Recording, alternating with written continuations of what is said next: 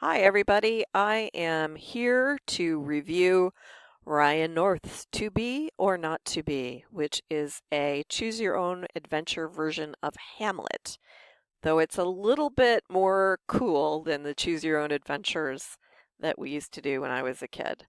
This one allows you to play any one of three characters. We have Hamlet, who is described as an emo teen in his 30s. Ophelia, who is a resourceful person with a +1 for science and a -1 for water. Or Hamlet's dad. Spoiler, you get ghost powers and you get to investigate your own murder. So it's really been a terrific game. I've been looking at it with my kids, and I can see that there would be many applications for this in the classroom. Scroll down the page a little bit and take you to some of the descriptive information here. There is a trailer. I'm not going to go through that at this point because you can't actually hear what it says, but let me just tell you, again, spoiler alert, pirates feature prominently. Here's a typical description for you of a character. Here's Ophelia, awesome lady in her late 20s with a calm, competent, and resourceful demeanor.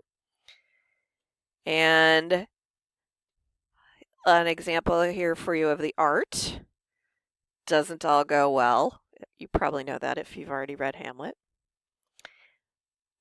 It does play a little bit like a game, though mostly it plays like a choose your own adventure. I promise I'ma kill him, you say. Your dad seems satisfied. You have achieved a new quest. Kill Claudius, worth 35 experience points. And then it goes on to tell you that that's a lot of points, man. So you can see where it would be interesting to compare the language in this to the language of the original play. They very kindly note with these little York skulls anytime Shakespeare has chosen a particular path, which they tell you at the beginning of the game that he totally stole from Mr. North, which clearly gives you an opportunity also to explain how you can't believe everything that you see on the web.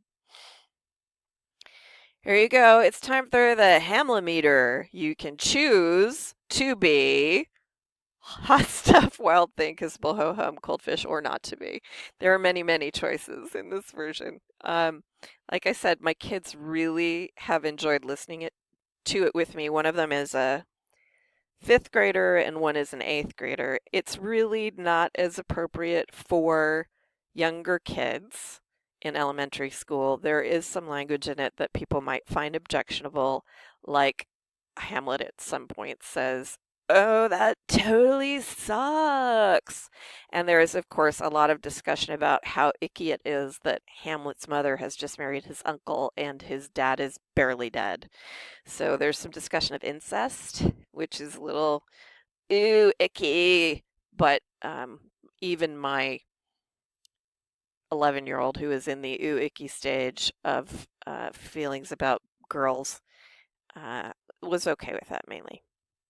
So there's a lot of different kinds of art in it. There are some hidden games in it. It would be an opportunity to talk about different variations on the theme for Shakespeare. I love the idea of using the language, but you could use it even in an art class. Mr. North, whose first name I am forgetting, Ryan, is the person who wrote the Adventure Time comic books, not the actual series of Adventure Times, which is on Cartoon Network, but the comic books that go with them. And we also have a lot of those at our house.